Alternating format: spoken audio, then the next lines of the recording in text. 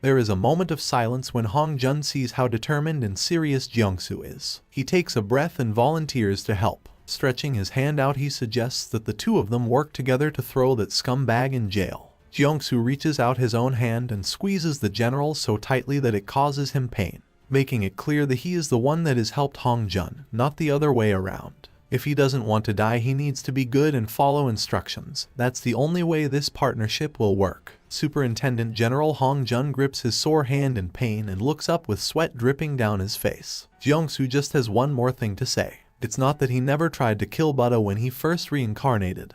He did try, he just failed. He couldn't do it. After all, Buddha is the one who taught him everything he knows. There was no way of him beating him. The scene cuts to a pair of fat hands grabbing a hold of someone's neck and squeezing tightly in frustration. The person being choked is Shitnix, by none other than Buddha. She is raised high into the air with tears streaming down her cheeks and her eyes rolling back. With the little oxygen she has left, she begs Buddha for mercy. She is sorry and asks that he forgive her. However, the boss's eyes look vacant and unwilling to forgive. Buddha flips Shitnix over and slams her to the ground like a pro wrestler, leaving her splayed out on the floor like an ant under someone's boot. He calls her a crazy woman who must have used so many substances that her brain has melted. Not only did she get some of her supply stolen by the police, she then decided to storm right into the police station to try and get it back so foolishly. The tears keep flooding out of the woman's eyes and she constantly repeats how sorry she is. Buddha calmly calls out her name and she glances her eyes to the side, hoping that he has decided to have mercy on her. She sees his furious eyes and villainous demeanor and knows there is no way that is going to happen.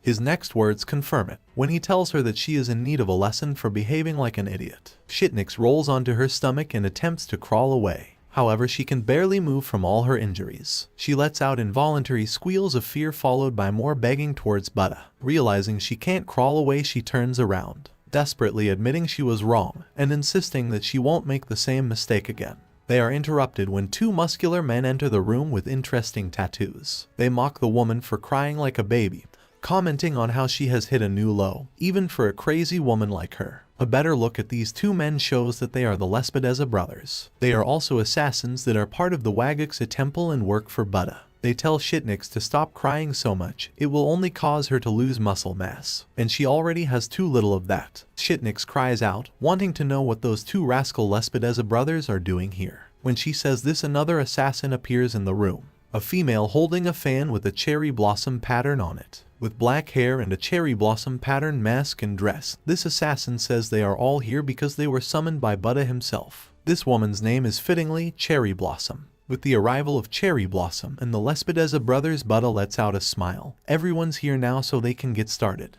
The assassins all surround Shitnix, who is trembling on the floor like a lost puppy with nowhere to run to. She turns to look at the boss whom she has followed so loyally all these years since she was a child. She is still crying and knows what is coming. Buddha states that since everyone is here, the case regarding the disposal of November Phoenix can commence. Cherry Blossom stands with her legs crossed and her pink fan waving in her face. The Lespedeza brothers stand in their muscle shirts with their fists clenched. Shitnix kneels on the floor in fear, knowing she screwed up by trying to go after our main character by herself. All of them are awaiting the next orders of Buddha patiently. Part 1 ends here. If you enjoyed and would like to see a part 2, show your support by hitting that like button and commenting the word police. Also, consider subscribing so you don't miss the next upload. Thank you and take care.